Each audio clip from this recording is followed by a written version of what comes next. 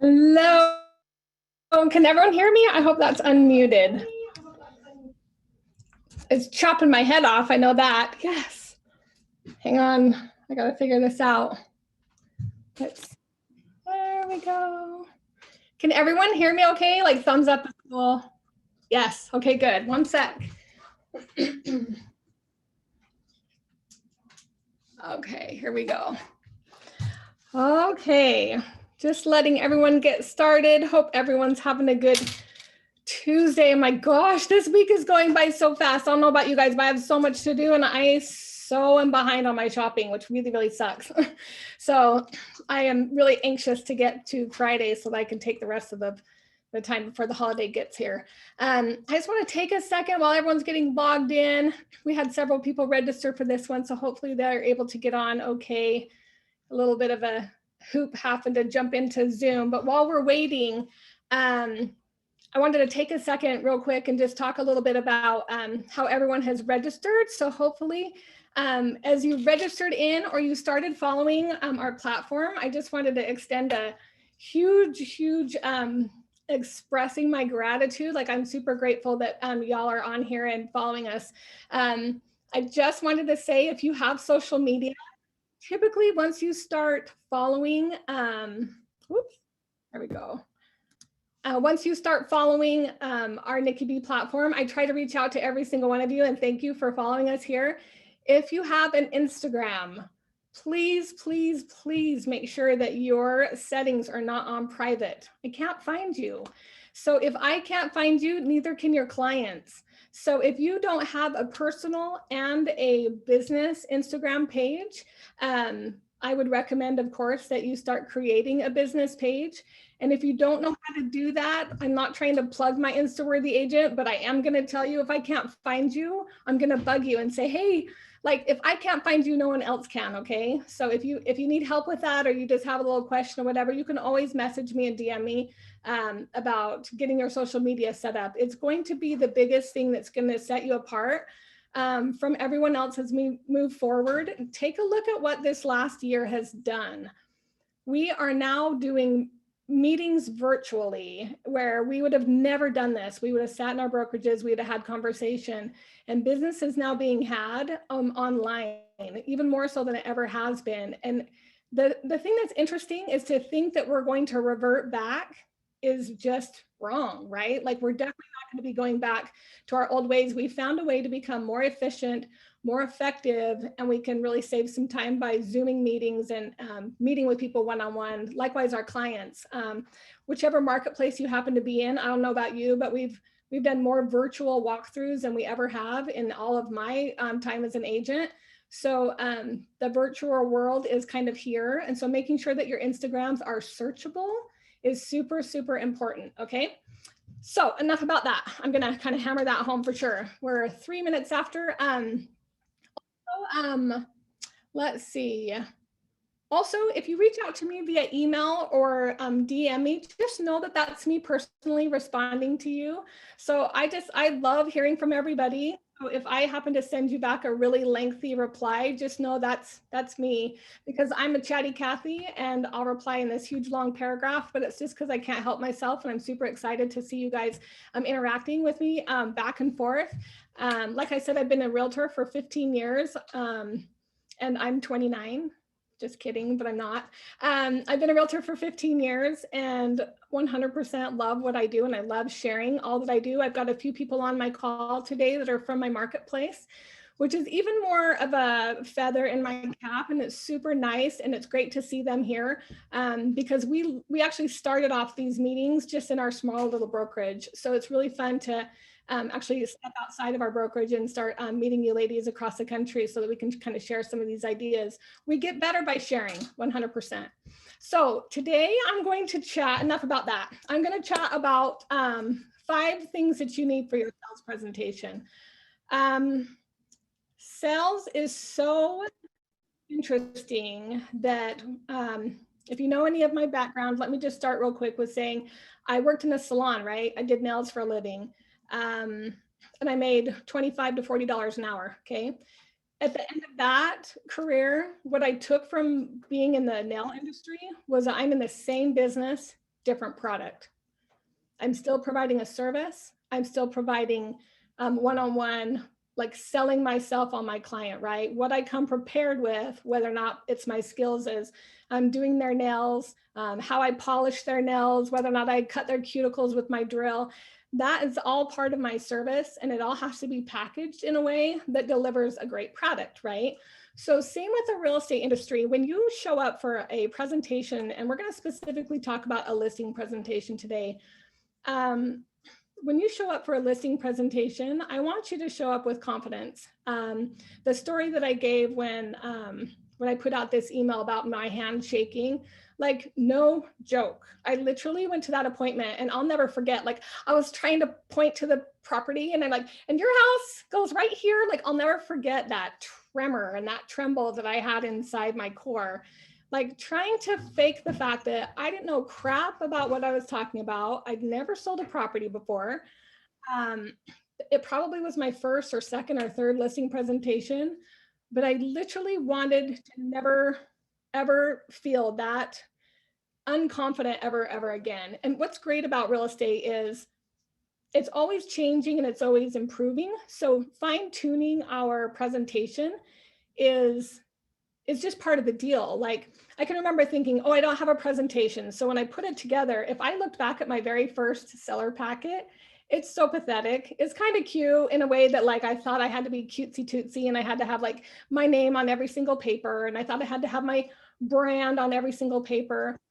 But I then like since have realized that over time, my level of service has increased, as has my knowledge for what buyers and sellers are actually looking for.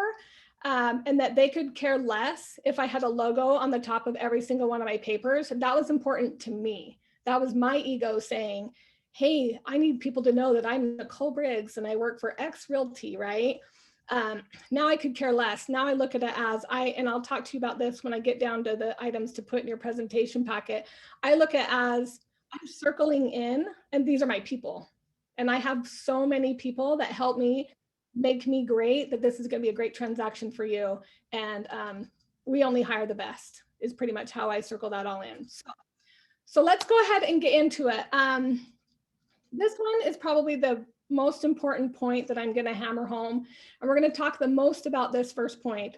And the first thing that you're going to bring to your listing presentation is their motivation.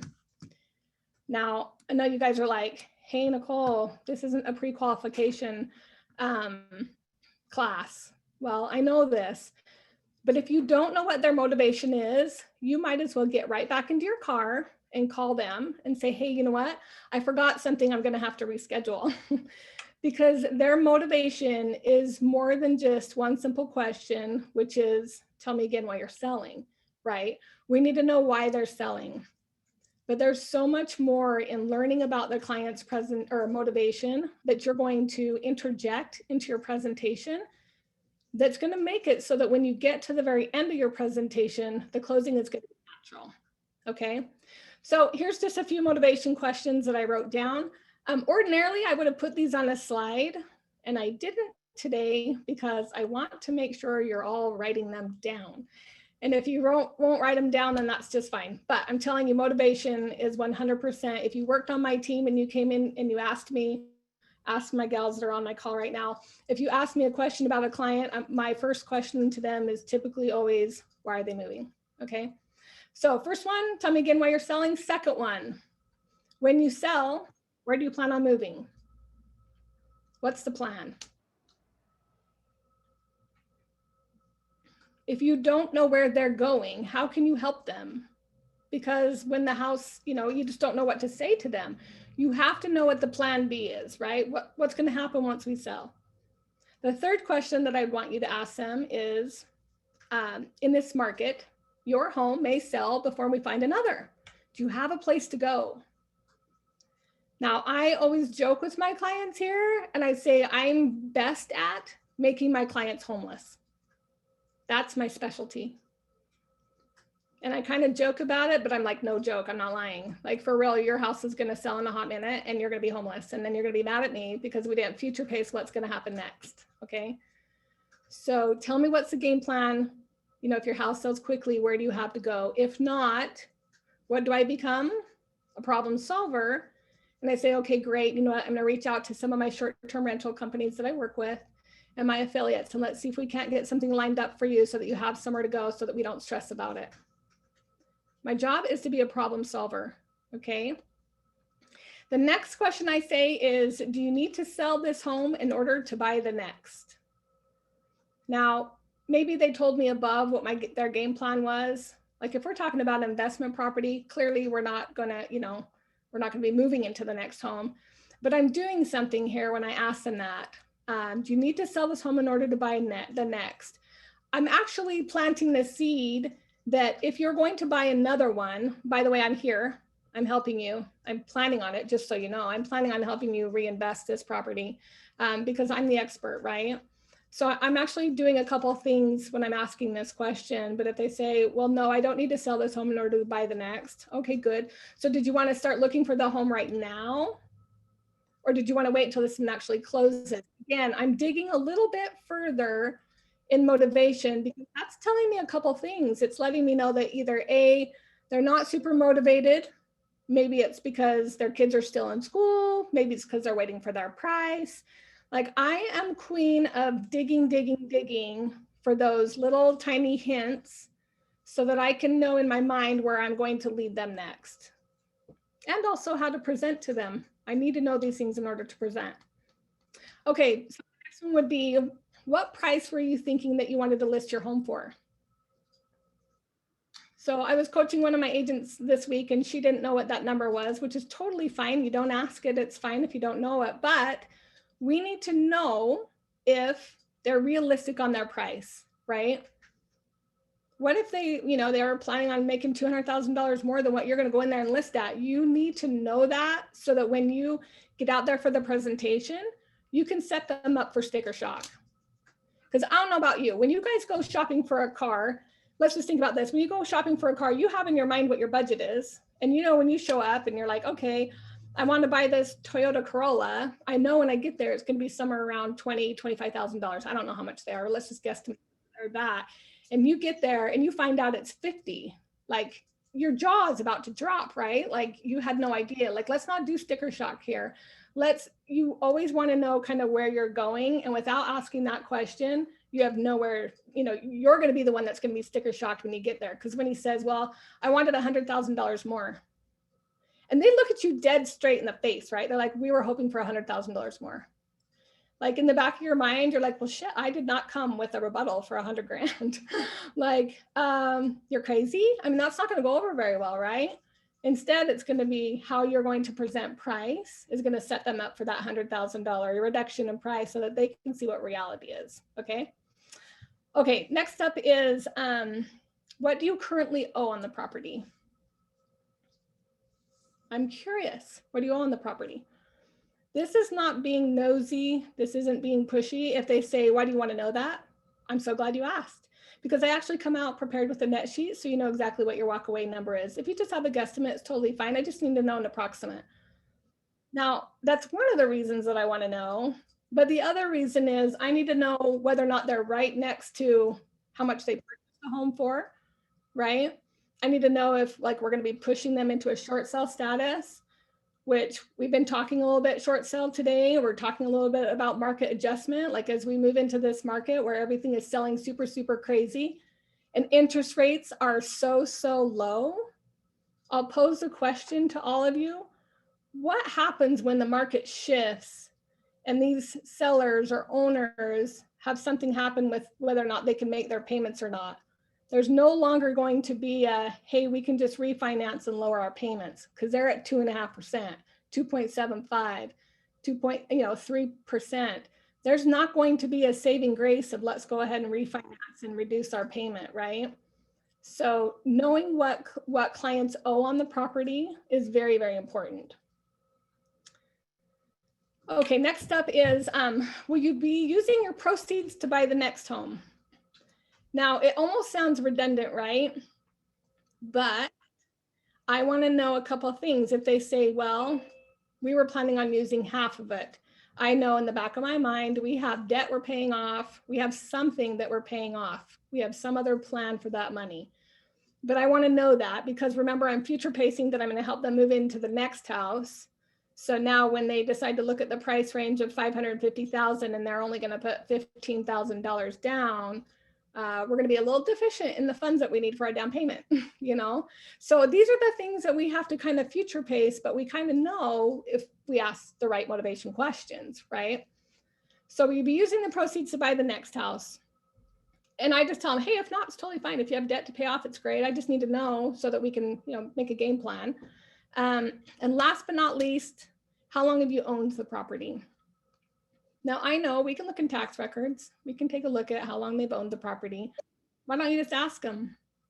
Like by me asking them is gaining rapport.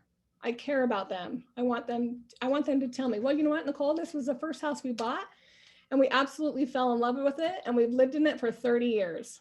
Well, that's such a great story. That's all the stuff that I need to know. They just told me they're a one-time owner.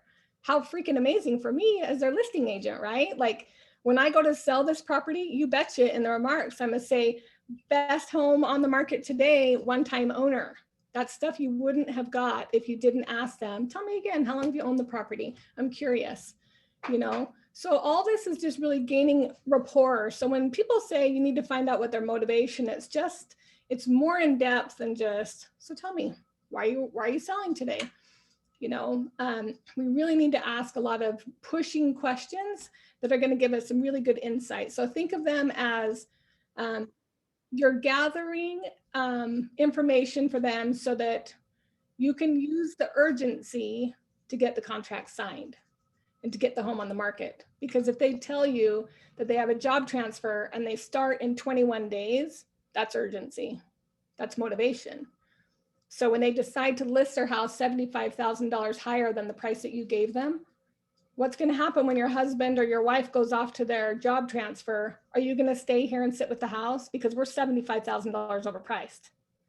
Like what's going to happen? We need to talk about that stuff. Be honest, you know? Okay, so by asking the questions, I've opened up the door to stepping in as their agent to represent them, right? On the buy side.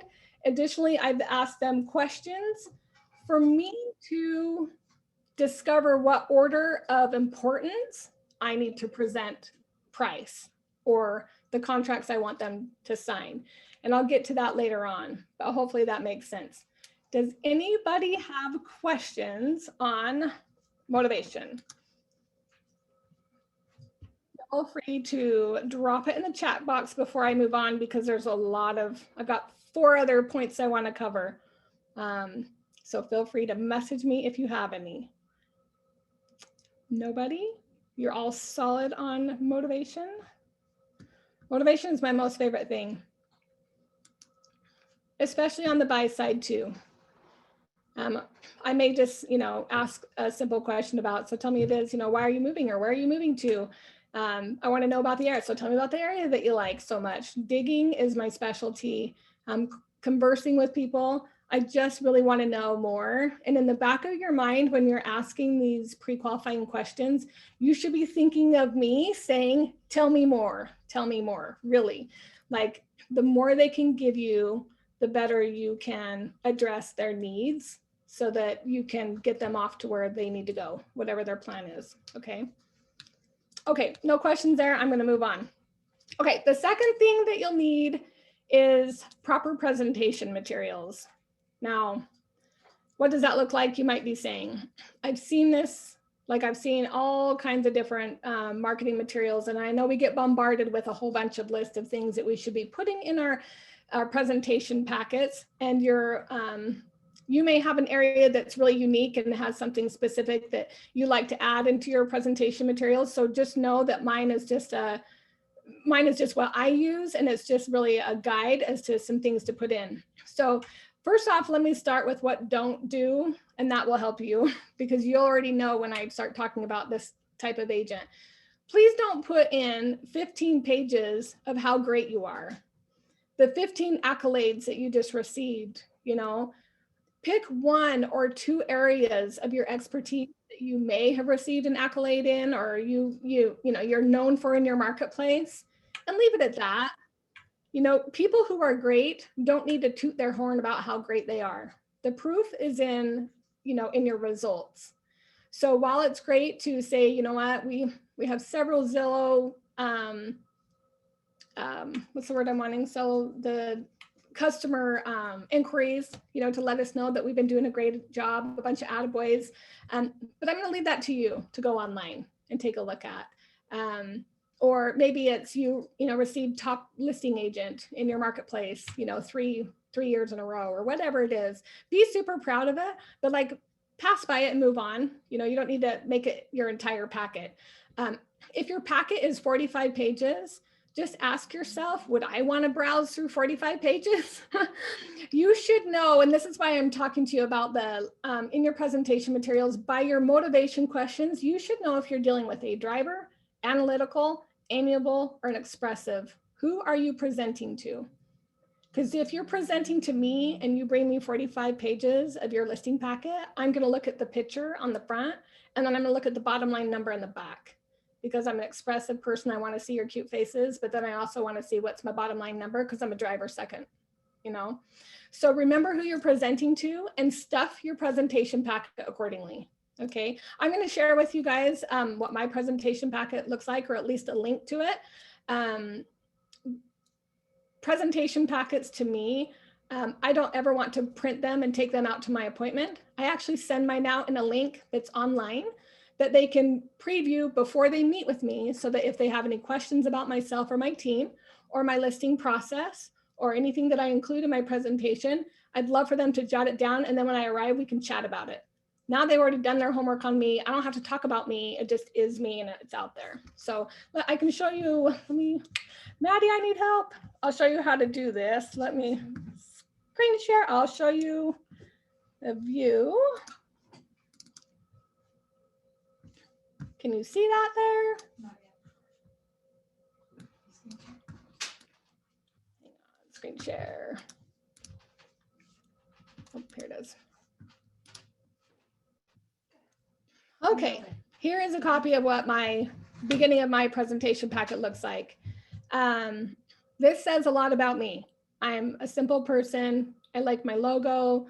It's buying and selling in Utah. This is also my seller packet as well, and my buying packet. It shows the state and the city that I work in. And then at the bottom, I didn't show it here, but it's got tabs to where you click if you're a buyer, you're a seller, a contact us, and about us page. That's it. Very simple.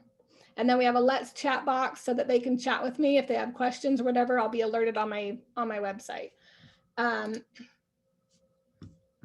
Let's see. So that's just really a simple version of what the inside of my packet or my front page of my packet looks like. Let me get my notes back up so I can kind of help you a little bit. So included in my packet are a couple of things. You're going to want to have copies of the immediate documents that you need. Some of the documents that people like to include, I only take out the exclusive right to sell listing agreement. And this may go against what everyone else does, but on that appointment, and also possibly the MLS sheet input form, if there's someone who I know isn't savvy enough to sign it online. I send all my documents out through Dotloop or through DocuSign.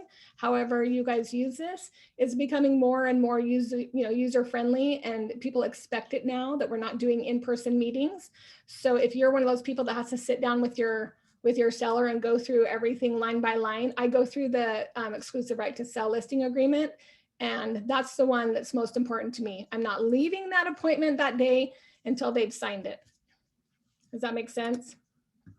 It's important for them to sign on with me. Otherwise, the minute I walk out that door, I've got 7 agents in my marketplace that are like ridiculously relentless, and they will be calling my seller trying to get that for sale by owner or that expired listing the minute that I walk out that door. So I make sure to get the ERS signed. So included in my presentation is going to be the important documents that I need as far as the exclusive right to sell and possibly the MLS listing input form. The other documents are just brokerage documents that they ask us to have filled out, which I actually don't send out. I have my transaction coordinator do that after they've signed the listing agreement. And then it's after even my TC does her introduction. So you guys have started following me because of a few things. I talked to you about a 25-hour work week. This is where leveraging your transaction coordinator or leveraging your assistant or whoever it is in your, if you haven't hired on a transaction coordinator, talk to me. We need to work on that. But this is where we leverage those individuals because they're better at it than we are. Like, I'm not joking. I'm terrible at paperwork and they're way better at it than I am. But I do know how to explain an exclusive right to sell listing agreement. Okay, next step that I include in this is a net sheet. So I was one of those agents that did my own net sheet. I had the top with my logo on it and my label on it. And now here's what I do. And this is talking about efficiency. I'm going to share my screen with you one more time.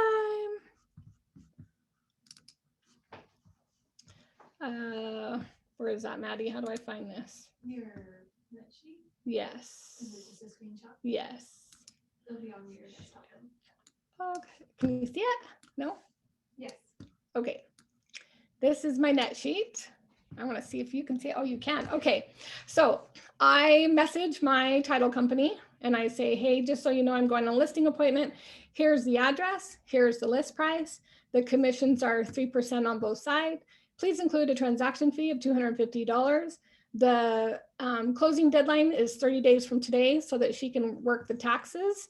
And this is the net sheet that I take out.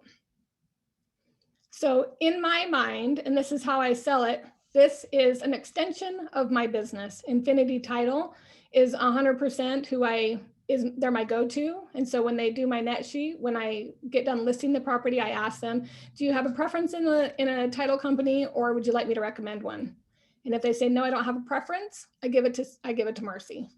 She filled out my net sheet. She handles all of this information. Then when I send her over, I have my transaction coordinator message her once we've got the ERS signed, and then she opens escrow and gets things going for me. But I used to think that I had to fill this out myself and brand it to myself and, have my name splashed all over it, until I realized that this is a team of people that work with me, right? And I'm the professional, and I circle in professionals who are best in their field. I am not the best title person on the planet. In fact, I don't want to know it, right? We don't want to know one thing about their business, and I really don't. I just am very appreciative of them. But we want to be sure that I circle them in as an extension of me. And I have high expectations of them that they will extend professionalism because they represent, when they work with me, they're actually an extension to my service, my level of services too, right? Okay. Quick question that just came up. So hang on, I need to see you. Let's see, stop sharing. You don't want to see my email, I know you don't. Okay.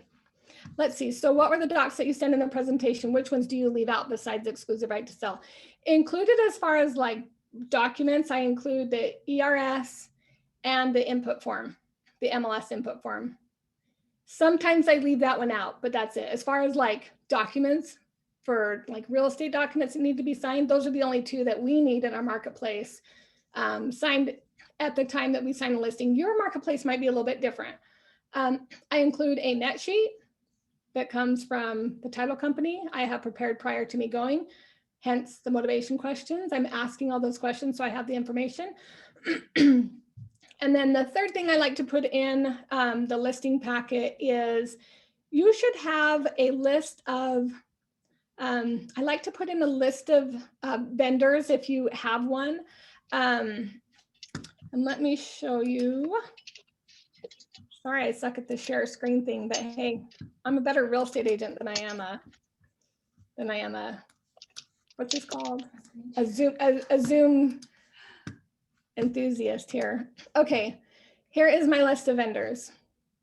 I also include, if they're listing their house and they need to have a painter, a plumber, whatever they need on the property, these are my people. Okay, these are the people that I've done business with. They didn't have any frozen. I can go check again today. Oh, hi. I got you some more. Hi. I don't know who that is. M. Olson. Hi. We can hear you. Sorry. Anyhow, hi. It's okay. I include a list of vendors in there. This is also a link that I share. I don't print this for anybody, but I do send it as a link. You can see I try not to print a lot of things if I don't have to. I like to have them on hand. And then while I'm at the appointment, I can just let them know, hey, I have a list of vendors. If you like, I can bring out a copy of it, but I have shared it with you in an email. So if you have any, repairs that you feel like you need to have done, or you need your carpets cleaned or whatever, all these people I would definitely recommend. I send this out too on my buy sides prior to close, just so you know. I send this out, actually my transaction coordinator sends this out with a list of my utilities when it's about time to close, so that they have a list of people once they move in, if they have any, any needs, they can be met. Okay. In addition to what goes in my listing packet, let me get my notes up. You want to make sure you have your market numbers, your market stats.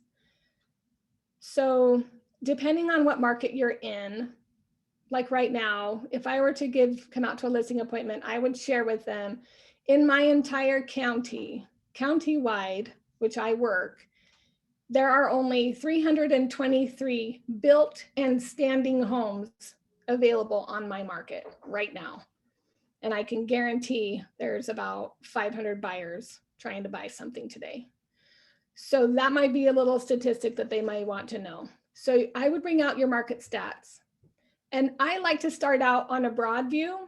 I'm not talking market analysis here. We're going to get that. That's part of number 3. But number 2, like what to include in that packet, your overall market stats. So they can see as a whole how your area is doing. So that what we're doing is we're painting that picture to arrive at price, right? When we go to list it.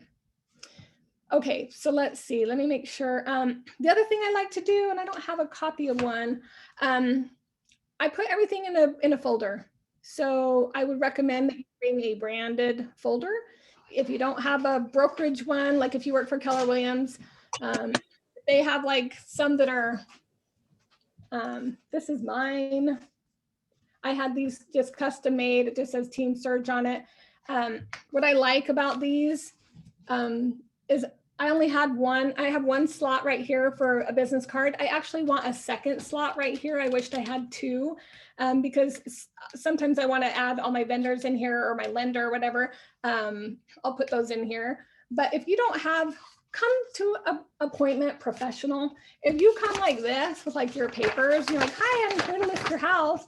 It's just so unprofessional. And the minute that you walk up, they're like, oh, I'm so glad that you got ready for this appointment. Be professional. Your first impression is like is like your one chance, right? And if you don't have these, or you haven't purchased any of these, ask your brokerage if they have some for the brokerage, and ask them if you can have 10 or 20 until you can make an order. Okay, they're not, if you get on your sites or whatever, you can find these for fairly inexpensive. But yeah, so I also put it all in a presentation folder. If you can't find one, print a cover sheet. And I have an option too. This is part of my other program, but just go buy a clear cover sheet. I mean, like we all did this in junior high, right? Where we like made I did anyway, where I had to write a report. There's just a report cover sheet. Then put it in something like this if you don't have one, okay? It just makes it more professional, but it's gonna be something that you're gonna leave with the client. So don't plan on taking it back. Let's see, what else did I want to talk about that? Let's see. If you don't have anything to put in your packet, some other people would put in their do's and don'ts of your house, I don't like all that stuff. I'm going to talk about that when I walk around the house with them. Please remove any, family photos that you have on the walls. Because if you live in my area, I'm going to look and see who your family is and see if they know them. I mean, we have like a very small area here. We want people to be enamored by the house, not by your family on the wall. And I've totally had people get offended by that and just tell them, you know what, I'm sorry, I didn't mean to offend you. Keep your one big photo of your family up, that's cool. But the 50 other ones down the hallway just tells us, the buyers that they've got to repair 50 nail holes. That's all. So, whatever impression you'd like to give, we want to be sure that we're very honest with them. Completely fine. But I don't like to insert a whole bunch of fluff like that, the do's and don'ts. I feel like that's just a conversational thing that we can have when we list the property.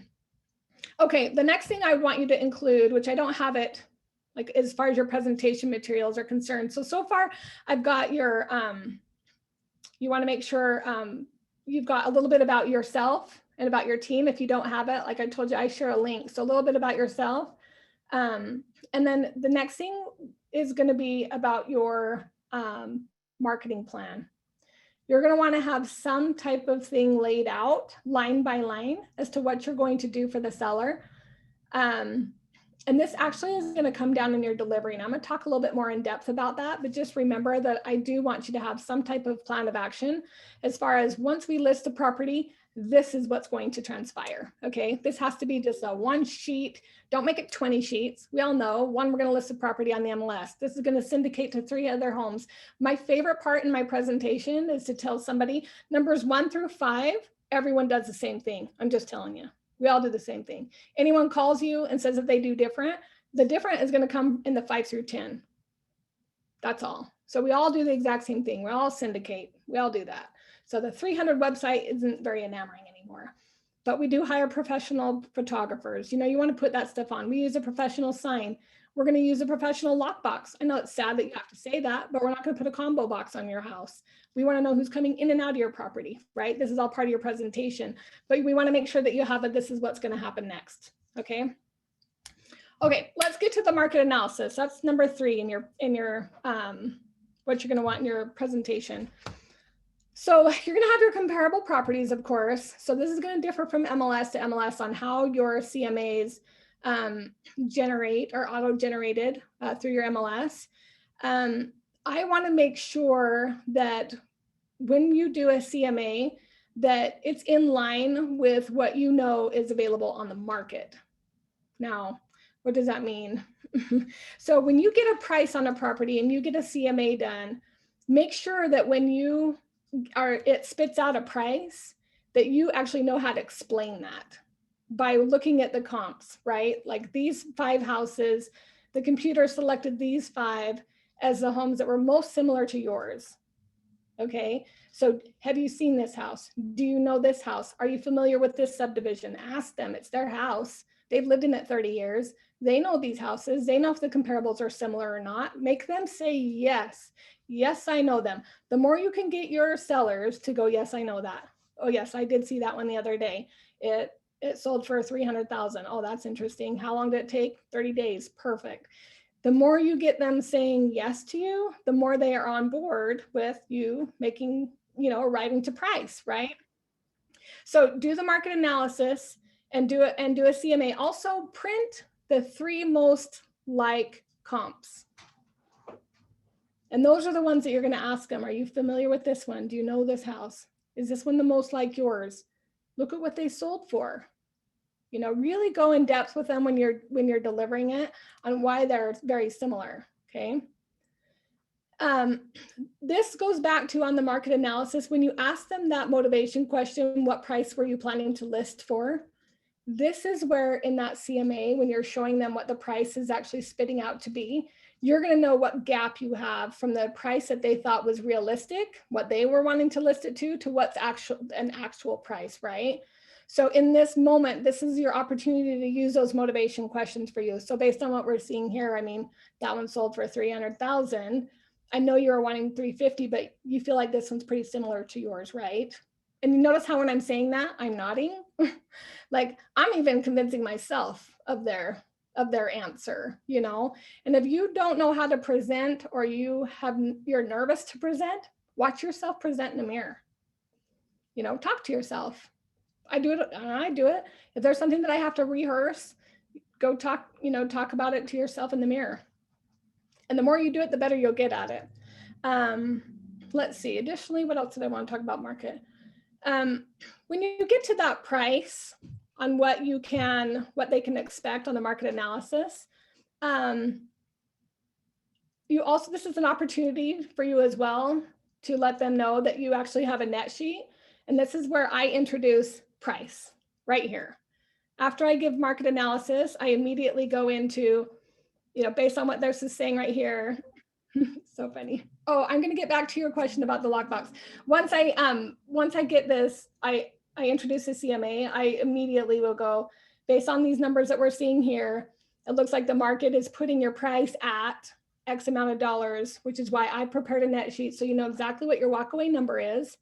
and you know that if you listed your house today at, you know, $325,000, we can expect that we'll get an offer in the first 20 days at least. In my market right now, if I listed a house at 300,000, I'd have 4 offers today. But and then, you know, you go through the net sheet with him. Are there any questions on these numbers? I didn't say, what do you feel about that price? I didn't say, do you think you'd like to list your house today at that? I asked them, are there any questions about this number? Very direct. There's a natural thing that happens there. Okay, I'm gonna take a break here for a second and go back to your quick questions real quick. Someone asked me what kind of lockbox that we use. We just use we have mechanical boxes with the MLS that are tied to our phones, to our Supra. We don't use the combo. Hopefully that answers your question. And can I email you a list of my vendors, Marlene? I can. You've probably been trying to put one together. I can give you a few of them. There's a few that on that specific list that are tied to someone else. But I definitely, I'll definitely send you a list of a few of the vendors that we've got. Sound good? Let's see, what else was I going to answer? And no problem, their cat jumped on here. Who do you use for branding and web design? She's right there. She's on the call, Maddie. For me, for my branding and my web design, let me tell you guys, the best thing that you can do if you don't have somebody in-house that can handle marketing or branding for you, my favorite site, and I have struck gold with really, really great people that do piecework for very, very inexpensive. Like, for me to sit on the computer and try to put together a logo, A, I suck at it, I'm not a marketer, and B, it's gonna take me for freaking ever to try to navigate this Apple computer that I have that's 10 times smarter than me. Go to Upwork. Upwork.com is a freelance site that you can go on and find. If you want what's it called? If you want a Facebook advertiser, I'm gonna tell you, go to Upwork. If you want any type of marketing materials done, you just type in there what you're wanting, and you can actually interview people. You can even put to the dollar amount about how much you want them to do. Upwork is amazing, and you can hire some amazing people from there and spend, you know, as little to as much as you like. So I would recommend that you do that. It took me a long time to get to where I could hire an assistant. Maddie now handles all of the Nikki B platform, which is really great. And so she handles all my marketing materials. And I know it's easier said than done, but I too was making my own logos when I first started. But I promise you, whatever brokerage that you're at, that logo is just fine. Just make sure that your name is on there and your phone number and your, you know, and how to get a hold of you and answer your phone. Like, it's totally fine to have a KW logo or a Remax logo on there. As you grow and you get better and you do more business, you can go ahead and hire someone to create a logo for you. It's not that imperative to have in order to get a deal done, for sure. Okay, any other quick questions before I move on to my last, the delivery? So for me, the last part in having a good presentation for your sellers is having a natural flow. So once you've spoken to them about motivation and you know what to put in your packets now, and you know about, you know, the market analysis and having the CMA in there and all that other that fun stuff, go to the delivery and create an order that the presentation should be in. So here's my recommendation of the order of delivery for how my presentation goes, okay? So I arrive at the house. I ask them if I can, you know, walk through, make sure there hasn't been any changes since I last saw the property. I kind of small chat with them a little bit. And then once we sit down, I just thank them for having me there again, ask them if they had an opportunity to go through the information that I sent them via email. If you want to email them your About Me pages and they're in a PDF, email them. They don't have to have a web link, just email it to them. They'll go through it, but put their feet to the fire. Like, if I send them out a link to review About Me and some information that they may want to know about what I'm going to do in order to get their home sold, and they don't look at it, oh, like, I totally ask them, so did you have an opportunity to click on that link and take a look at a little bit about my team? Do you have any questions? No, I don't. I didn't have any time. Oh, shoot. because in that link, it talked to you a little bit about who we are and what we do and some of the things that, I'm going to do in order to get your home sold. So let's sit down and we'll go through those, a few of those things before we jump into, listing your home. I want to make sure that you feel comfortable and confident that I can get your house sold. Okay. So I'm going to go through it, right? So once I do the introduction, then all they care about is their home. So I'm going to start on a broad scope and tell them, I know you've probably been seeing what's going on with the market, but let's talk about an overall market, what's going on in our state, across the country, right? State, in our specific area. Now let's talk about your house specifically. And then that's when I do the CMA, okay? I'll give them all the stuff about how we're going to list their home and what we're going to do before I ever get to that CMA. Because once they get price, they're done. They've checked out. If you email them a copy of your CMA and you have an appointment to meet with them, they're probably going to cancel on you and just say, I either saw it, no need to worry, I'll go ahead and sign it, or I already saw it, I'm going to think about it, and now you're done. I would never email a CMA unless my clients live here. It's just not a good idea. I like the one-on-one. Tell me no to my face. People can say no by text, right? Like people say no thank you through text or not interested through text, but saying it to my face is 10 times harder. Okay. So I would tell you to never give out all of your goodies until you actually get on the appointment so that they actually have to physically tell you no. Okay. So the delivery of your information that you give is going to be 100% going to be based on the motivation questions that you had. And if you follow a plan and you follow an order, the close is just a natural ending to your presentation. So ending your presentation, based on their motivation and their price and the market stats and the comparables, here's the net sheet. I'm going to recommend that we list your property today at $324,900. And you slide that little agency agreement. All I need is a signature here and I can go ahead and get started. And then stop talking. Just stop. Because let them come back and tell you why they won't sign. Well, you know what? We're just not quite ready yet to list it. We got to get some cleaning done. We got some stuff we want to box up. I know, I can totally appreciate that. It's a lot.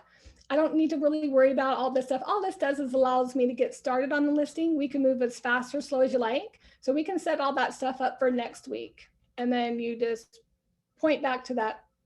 I just need you to go ahead and approve right here. And I can at least get my side started. It's a no big deal, but it's an end to a very good presentation. You'll know their objection the minute that you slide it over, I promise you. You know what, we just don't feel comfortable with that price. Okay, I appreciate that. Tell me what it is that makes you feel uncomfortable about the price. Because you told me you were wanting $425,000, right? I know it's $100,000 less than what you're anticipating. Let's go back to the comparable market analysis that we did. Those homes are specifically just like yours, right? And then I'm just going to rebuttal back into it. Yes, they are. I'm getting them to say yes again to me, and I'm saying yes. Your presentation is really just a natural, when you get to the close, it should just be natural because you gave such a stellar presentation, okay? But if you don't have anything to take out on the appointment, you're walking up saying, I'm here, I'm ready to list, I'm excited, let's sell it. That won't work. So we need to have some type of an outline. So hopefully this helps give you a bit of a how to go and where to go and what to include, but not be so over the top that you overwhelm them. Makes sense? Anyone have any questions? So just to recap, you're going to bring motivation. If you don't have it, cancel the appointment. Call them and tell them you just were doing some market research and you missed a few things. You have a couple additional questions before you come out. Do you have a second? And ask them the questions, okay? You're gonna bring out motivation, your presentation materials, your comparables, don't forget that. The comparables are so important. Be very good at presenting them, okay? That will take away from the nervousness that I had because I didn't know what I was talking about. When you can present so much more effectively. And then make sure you come out with an order of presentation. If I came out, like I said, with your CMA right up top, because that's what you want to hear most about, we're going to end the meeting immediately. Now, I don't know anything about you. We haven't had any small talk. I don't know anything about your family because I can guarantee I'm going to ask you about it because eventually you're going to slip up and go, well, the kids will help us move if we need to. And I said, oh, great. How many kids do you have? Well, that's fantastic. What are their ages? This is me getting to know them, right? And getting in their world so I can best help them.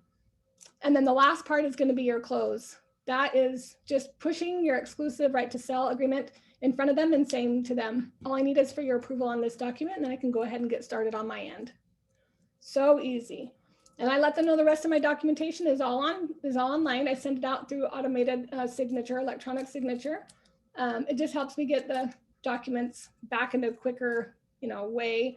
I suck at paperwork. I let them know up front. I'm not scared to tell them, but I want to make sure that that one's the most important, right? Someone had a question. Let's see. How to know the list price ahead of a meeting if they have tons of upgrades, et cetera, and you haven't done a walkthrough yet. I would not ever give a price if I have not walked a property. I won't do it. So this just happened in our office today where one of my agents couldn't get into the property and she had a CMA done. And I told her, call the client back and ask them if there's any way that you can get access to the property. There's a $50,000 swing from here to here. And without seeing the home, I just don't know if I need to give it a credit or a deficit. So it'd be most helpful if I could get in to see the property. It'll only take 5 or 10 minutes. No need to clean up, right? I make sure that I let them know that there is a swing of 50 grand and I would hate to leave 50,000 on the table because I didn't have an opportunity to see the property. Let's see, can you ask for photos instead of a walkthrough to see these upgrades? You could. I just really feel like the only reason why someone wouldn't let you see the property is either A, they have a nasty renter, right? We've all had that before where the renter's like, you're not coming in. Okay, well, that's a condition, right? Like we can't get over that one. I understand that. You just have to tell the seller, like we can try it, but I bet you your renter's never gonna let a buyer in to see it anyway. But photos, like just like you and I tell our clients that they need to go see the property because sometimes they're photographed and photoshopped in a way that just doesn't make the property look good or it looks better than it actually does. It's best if I come see the property, right? Oh, someone says because of the corona concerns. Very interesting. I think that that is a new objection that we're getting, right? With corona. So I would ask them, are you concerned about corona? So I'm curious. What will we do when buyers want to come through? We need a game plan. So put it back on the seller and ask them, how are we going to handle showings? So in order to sell your property, people are going to need to see it. So is there a place that we can maybe have you go if you're so concerned, or how are we going to handle this? Like we need to have some type of a game plan. Serious matter, right? So really talking through the customer with the customer and making sure that they feel most comfortable in how this is going to work. If they have a problem with you walking through the property, what are they going to do with 20 buyers that walk through the property? You know, we really need to have a game plan there. And I think just talking to them, everyone's going to be different. Everyone's level of what they feel comfortable with is going to be different. So being very sensitive to that and just saying to them, I know it's a concern with corona. Let me ask you, how do you want me to handle this? Do you want them to wear masks and wear gloves, air into the property? How would you like me to handle this? I think that that's an unprecedented thing that we're walking into. We just have to be as cautious as we possibly can and as considerate as we possibly can to the sellers. Someone asked, so you always ask for an opportunity to walk through and then set up a meeting for presentation. Absolutely. So I will, if they call me and say, hey, Nicole, I want to sell my house. Okay, great. When's a good time I can stop by for 5 or 10 minutes to take a look at it? I just need to do a quick walkthrough. I don't even care if I sold it to them. Even if I sold it to them, I'm still walking the property. I just want to see if you've done any upgrades, or I just need to come by. I sell hundreds of homes a year. Like, let's just say, like, I've been through hundreds of homes a year. Let's say you don't sell hundreds. Let's say you walk through hundreds of homes a year. And my mind, I really want to understand the layout. So I make sure that I'm putting like property. When's a good time I can stop by 5 or 10 minutes? They always let me in, right? So you just want to go walk the property. And then when I'm there, I'll say, okay, great. I'm just going to head back to the office and I'll do a CMA and put together a quick price presentation. I need to pull a net sheet. When's a good time that I can stop back by so I can give you the information? I'll tell them I have morning and afternoons available. So would 10 or 11 tomorrow work, or would after 5 on Thursday or Friday work? Give them options. Don't let them say no, right? Let's see. Hopefully that makes sense. The process is so important. They want to know, and I am not giving that number over the phone. No way. No way. If I have an opportunity to get in front of you, we're going to chat about it, and I'm going to get your commitment in front of you. You know, we're going to talk. I'm the professional. We're not going to ever talk price over the phone unless like they're not here, or then we have no choice, you know, but I'm still going to make sure I get into it. I go walk the property. And then even if I send out a listing packet, let's say they don't live here and I have to send out the information, when's a good time that we can call and discuss this? I'll give you a call at 5 o'clock so that we can chat. Yep, that's good. Don't send it until about 4:45. Hey, I just sent you over. Thanks so much for meeting with me at 5 o'clock. I just want you to know I forwarded you over my listing presentation as well as a net sheet that includes the price that I'm recommending. I've gone through all the comps, and based on what I'm seeing and what the market is saying about your home, it looks like $324,900 is going to be the price that will cause it to sell in the time that you're needing. I've also included the listing document for you to approve. Once you approve that, I can get started on my end. And I know you still have painting and things that you need to get done. It takes a few days for me to get my paperwork done as well, and that will get me started. Easy. I don't make a drama and just stop talking, because that's the hardest part for me, is to wait for them to say yes or no, or they'll just sign, which is great. Just sign. Just go ahead and sign right here. That'll be great, right?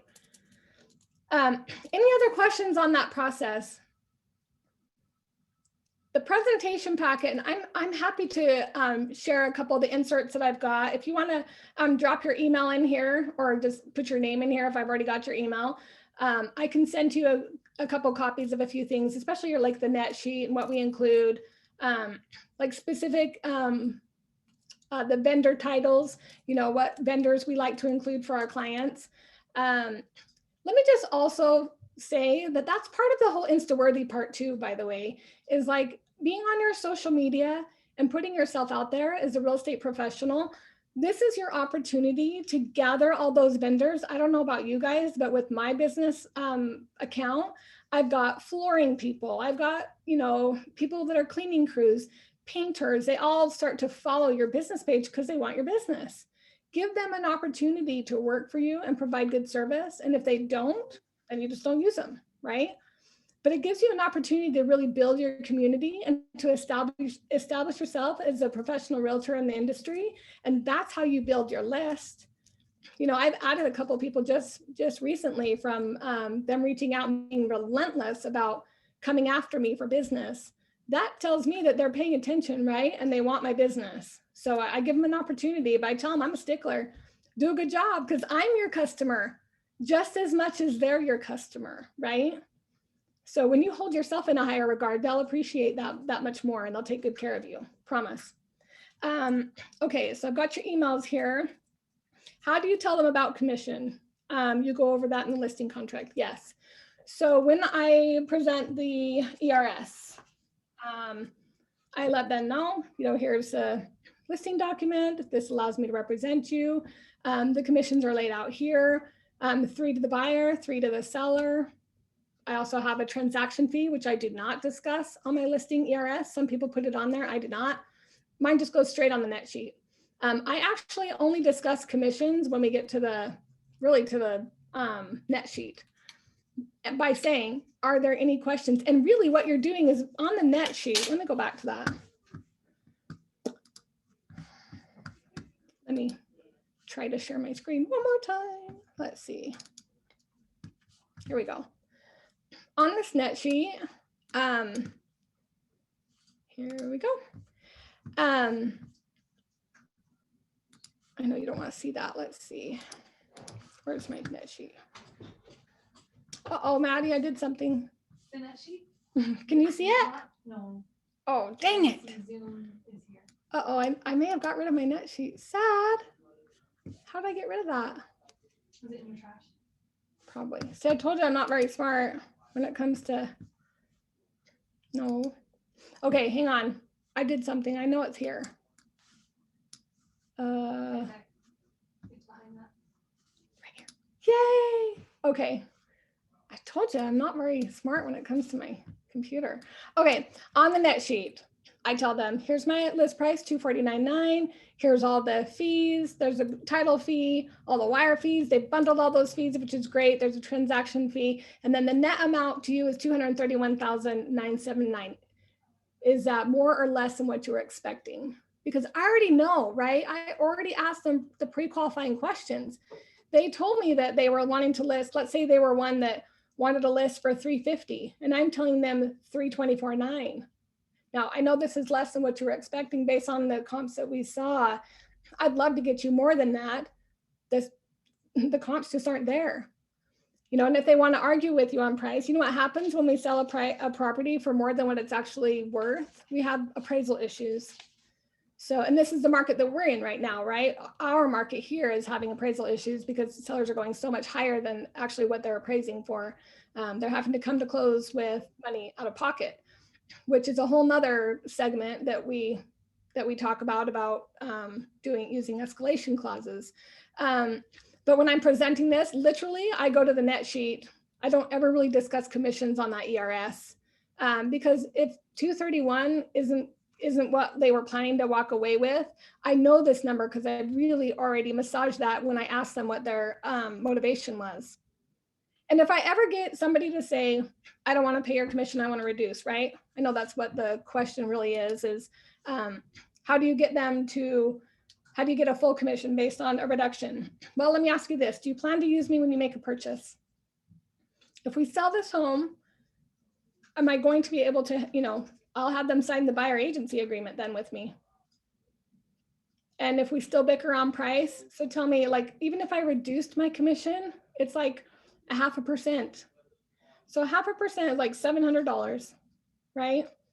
So if I was ever going to reduce my commission, I'd make sure I had that signature on the buy side. I would never reduce if I didn't have the buy side signature.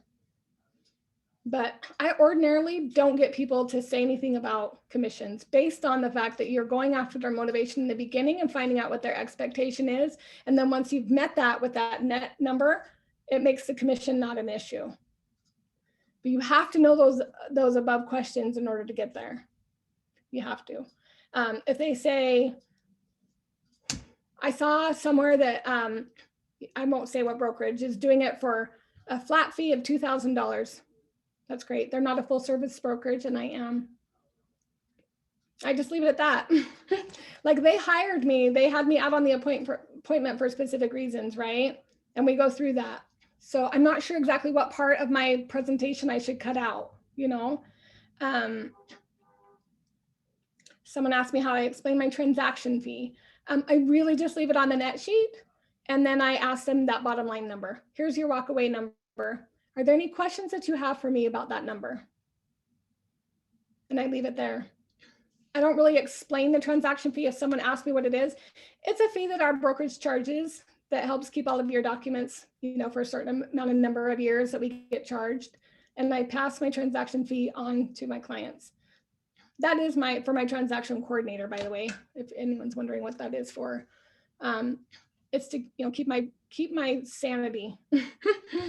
But I feel bad about charging $250 to my client. Some people charge $400, some people charge $500.